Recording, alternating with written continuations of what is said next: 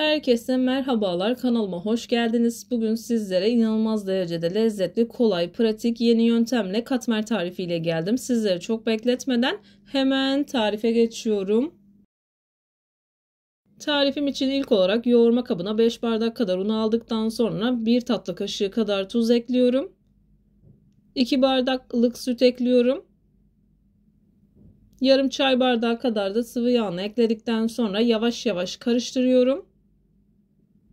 Karıştırdıktan sonra yavaş yavaş unu alttan alarak hamurumu yoğurmaya başlıyorum.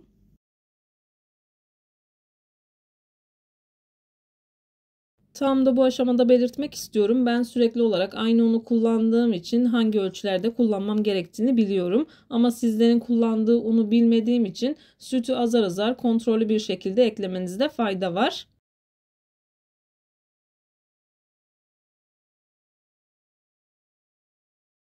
Katmer yaparken kullandığınız unun baklavalık ve böreklik olmasına dikkat edin. Hamuru bir süre yoğurma kabında yoğurup toparladıktan sonra masaya alıyorum. Masada 4-5 dakika kadar hamur özlü bir hal alıncaya kadar yoğurmaya devam ediyorum.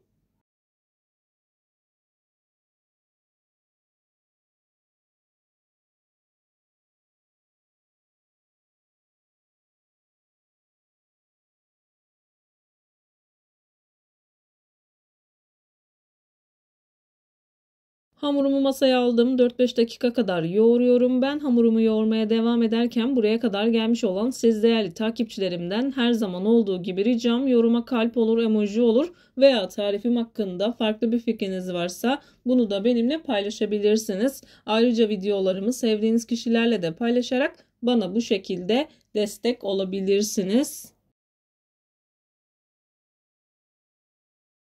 Hamuru yeteri kadar yoğurduktan sonra buzdolabı poşetin içerisine alıp yarım saat kadar dinlendirdim. Dinlenen hamuru poşetin içerisinden çıkartıyorum. Hamurun kıvamını görüyorsunuz. Gerçekten muhteşem bir hamur oldu.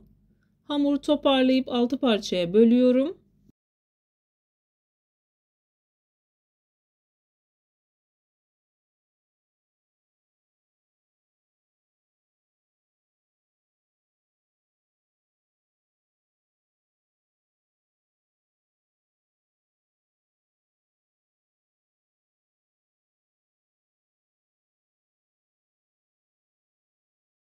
Hamurumu 6 parçaya böldüm. Büyük bezeden başlayarak bezelerimi hazırlıyorum.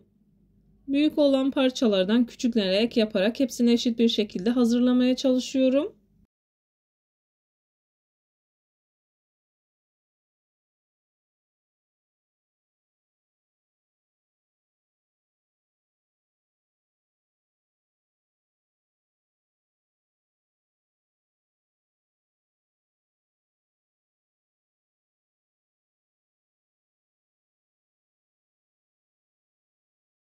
Bezelerimi hazırladım. Üzerini poşetle kapatıyorum.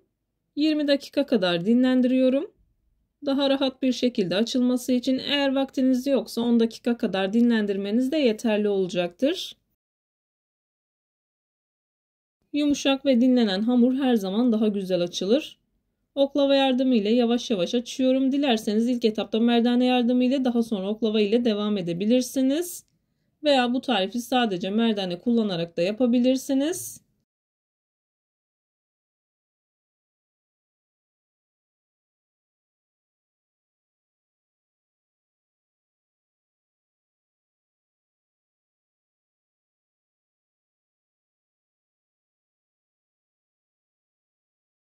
Bezeyi yeteri kadar açtıktan sonra hazırladığım yağ karışımını sürüyorum. Yaklaşık 150 gram kadar tereyağını erittim. Yarım çay bardağı kadar sıvı yağ karıştırdım. Ilıkken kullanıyorum.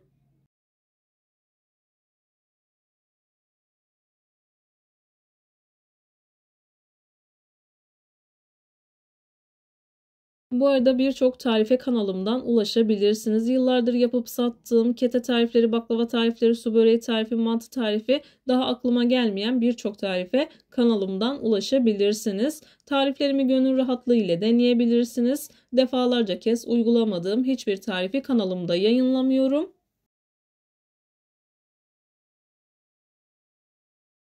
Katmerimi videoda görüldüğü gibi katladım. Kenara alıyorum. Hepsini bu şekilde hazırlayabilirsiniz. Tepsi boyutunda yapmak için bir tane hamurumu açtım. Diğer katladığım hamuru ortasına yerleştiriyorum.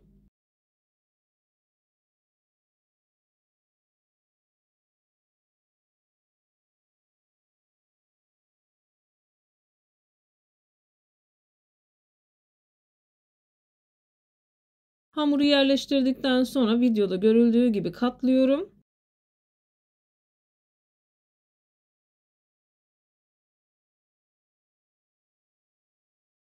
Katmerlerimi bu şekilde hazırladıktan sonra bir 10 dakika kadar dinlendiriyorum. İçerisindeki katı yağın tamamen donmasını bekliyorum. Eğer vaktiniz yoksa bir 3-4 dakika kadar buzdolabına da alabilirsiniz.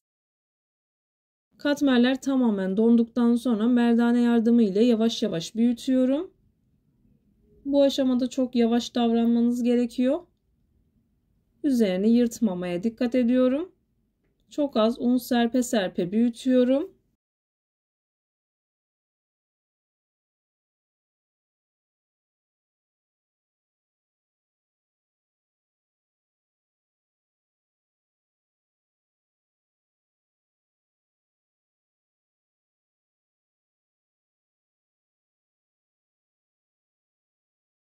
Katmerlerimin hepsini bu şekilde açıyorum.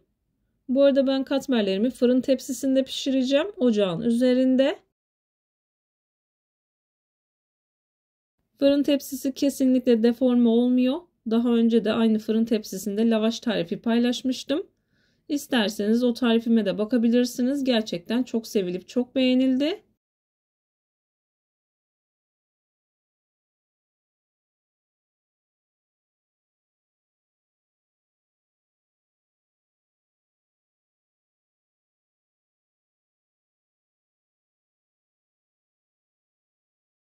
Katmerlerimi açtım. Tepsiyi iyice ısıttım. Biraz yağladıktan sonra hazırladığım katmerleri sırasıyla pişiriyorum.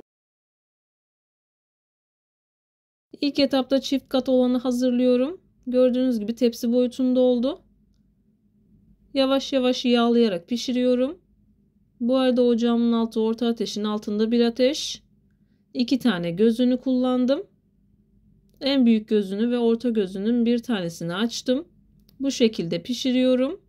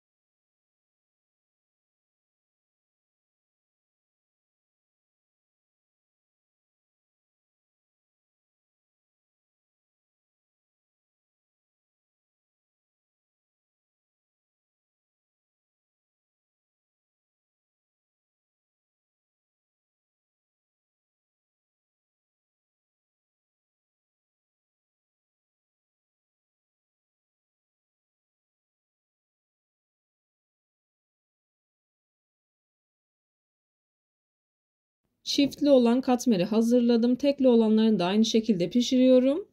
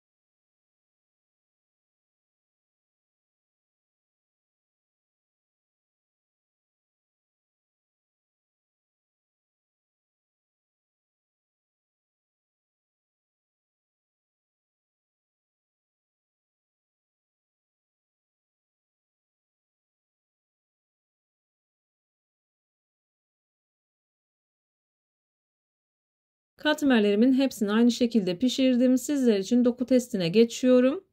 Kat kat, tel tel, pul pul dökülüyor. Katlarının inceliğini yakından göstermeye çalışacağım. Dışı çıtır çıtır, içi tel tel oluyor. Sizler katmerin güzelliğini izlerken bu arada ben de videonun sonuna gelmek üzereyim. Sizlere veda edeyim. Katları o kadar ince ki elime attığım anda yırtılabiliyor.